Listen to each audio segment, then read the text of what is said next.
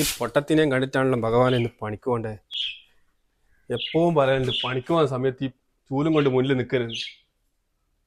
ഇന്നിപ്പത്തെ ഒരു കാര്യവും നടക്കണ്ടാവില്ല. അമ്മേ ആം ഇവിടെ എന്തിനാളെ ഈ ചെക്ക നേരം വെളുക്കുമ്പോ മുറ്റത്ത് നിന്ന് തൊണ്ട തുളക്കുന്നേ? എന്തിനാടാ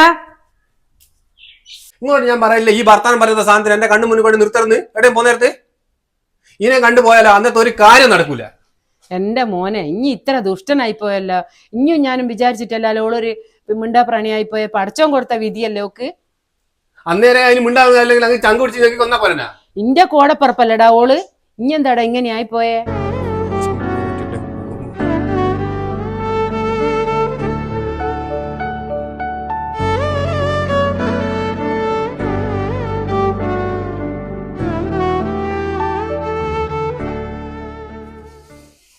ചെക്കൻ്റെ ഒരു കാര്യം പെണ്ണിനെ കരയിപ്പിച്ചിട്ട് ഒരു സമാധാനായി.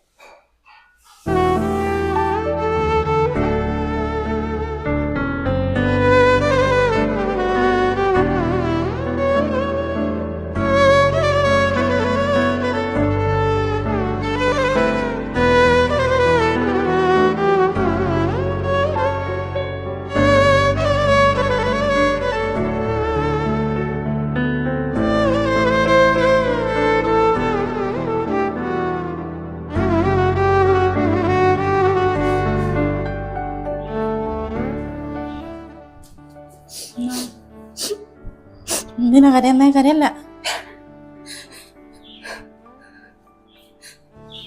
സാരയില്ല, കരയണ്ട കരയണ്ട. ഏട്ടൻ വരട്ടെ, ഞാൻ അടി കൊടുക്കുന്നുണ്ട്. വാ, നമുക്ക് ദോശ ഉണ്ടാക്കി വെച്ചിട്ടുണ്ട്, ചായ വയ്ക്കാലോ. വാ വാ, അടി കിട്ടേ, അടി കിട്ടും. വാ വാ വാ വാ, ചായ കുടിക്കാം.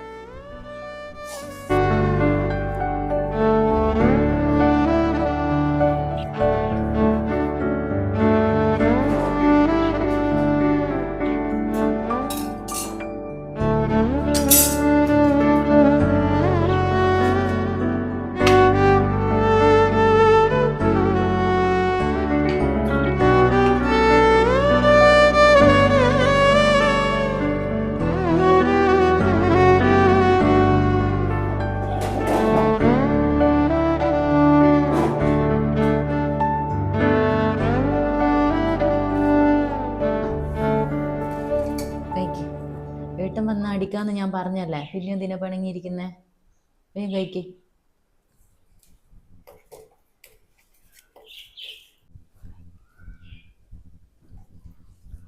മോളെ ഇവക്കൊരു കുഴപ്പമില്ല. ഞാൻ ഒരുപാട് ഡോക്ടർമാർക്കല്ല ഇവളെ കാണിച്ച ഡോക്ടർമാരെല്ലാം പറയുന്നത് സംസാരിക്കാണ്ടിരിക്കാനുള്ള ഒരു കുഴപ്പമില്ല. സ്കൂളിൽ പഠിക്കുന്ന കാലത്തല്ലേ ഇവന് കുട്ടൂന് ഇവളെ ഭയങ്കര കാര്യമാണ്. സ്കൂളിൽ നിന്ന് ഏതോ കുട്ടികൾ പറഞ്ഞ് പൊട്ടത്തിൻ്റെ ആങ്ങളാന്ന് പറഞ്ഞുകൊണ്ടാ ഇവളോട് വെറുപ്പ്. എന്നേരം പിന്നെ ഇവന് വെറുപ്പ് വരുവാൻ കാരണം. പക്ഷെ ഇവക്ക് അങ്ങനെയല്ലേ, ഇവക്ക് ഓനോട് ഭയങ്കര ഇഷ്ടമാണ്. എൻ്റെ ആങ്ങളാന്നും പറഞ്ഞിട്ട് ഓക്ക് ഭയങ്കര കാര്യം ഇവനെ. ഇതെല്ലാം എനിക്കറിയാവുന്ന കാര്യമല്ല അമ്മേ.